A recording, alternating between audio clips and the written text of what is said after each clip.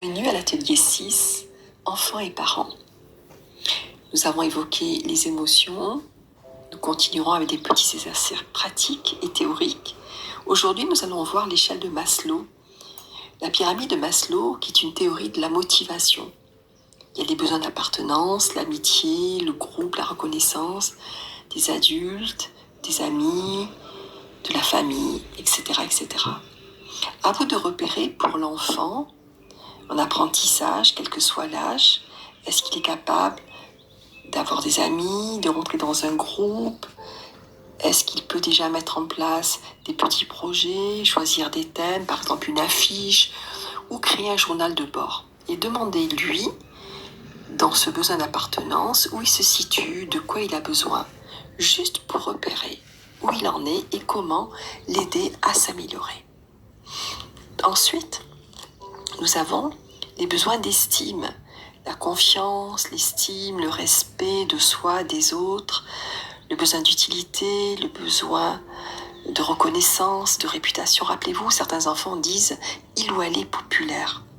À vous de repérer chez l'enfant en apprentissage comment il fonctionne, où il en est au niveau de l'estime, à la confiance, il s'acquiert au fil des mois. Puis, est-ce qu'il se fait respecter? Est-ce qu'il n'est pas trop gentil? Est-ce qu'il est reconnu? Est-ce qu'il se reconnaît? Et vous, est-ce que vous donnez des récompenses? Est-ce que vous le félicitez sur ses qualités, sur ses actions? Où il en est? Quel est son besoin? Et pourquoi pas peut-être créer ensemble une boîte à récompenses. Donc repérer déjà où il en est dans ses besoins d'estime et de confiance. Puis, les besoins de s'accomplir. Les besoins d'étudier, de créer, d'inventer, d'apprendre, de renforcer ses compétences, de se réaliser dans sa créativité, dans le dessin, dans la musique, dans le sport. Et pour les enfants d'apprentissage, voilà, repérez où il en est. Puis vous, est-ce que vous savez déléguer des petites tâches afin de l'encourager, de le responsabiliser? Est-ce que vous savez le féliciter dans son besoin de s'épanouir et d'être reconnu, et dans son besoin de résoudre lui-même ses solutions? Donc là, c'est vraiment la réalisation de soi dans tous ces domaines. Je vous donne un petit exemple vécu cet été sur la plage au restaurant avec un petit garçon extraordinaire. Il jouait avec une petite boule qui rebondissait et cette petite boule est partie un peu plus loin sous la table de gens inconnus pour lui. Il n'osait pas récupérer cette petite boule. Voilà. Donc nous l'avons encouragé avec beaucoup de rire, de choses qui lui ont permis d'avoir confiance.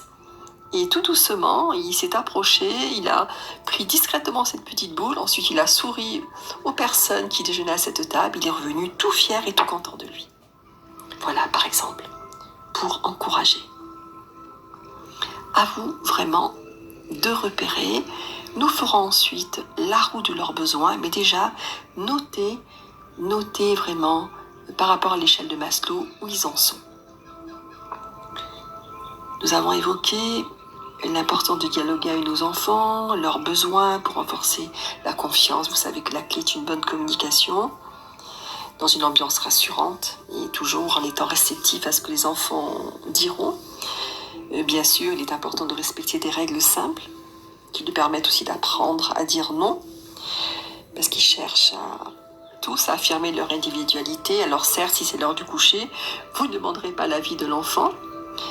Ensuite, il est utile toujours et toujours de mettre en place les règles familiales qui appartiennent aux parents, puis aussi de jouer avec eux en prenant des crayons de couleur, en créant leur roue des besoins, que nous ferons la prochaine fois et en vous intéressant aussi déjà à leurs besoins par rapport à l'échelle de Maslow, au contenu de leurs besoins.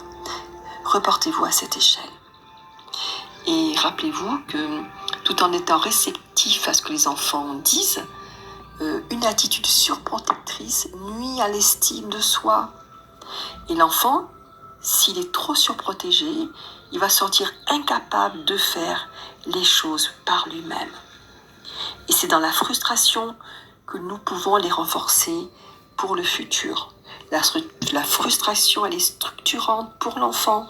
Cela facilite son accès à l'autonomie et à l'indépendance pour que plus tard il se fasse une opinion de lui-même à partir des faits bien précis et non pas à partir de jugements sauvages et de généralisations sur la vie et sur les choses. Puis imaginez, si chaque désir de l'enfant est comblé, comment pourrait-il se responsabiliser si tout lui est dû? Et comment pourrait-il trouver des solutions pour s'améliorer? Nous sommes aujourd'hui au 6e atelier sur ma chaîne YouTube, bien sûr au cabinet, à Psynose Formation. Les ateliers continuent à Follet, à la médiathèque, tous les dimanches, ainsi qu'à d'autres endroits comme Bastia et Moriani-Plage. À très bientôt pour l'atelier suivant.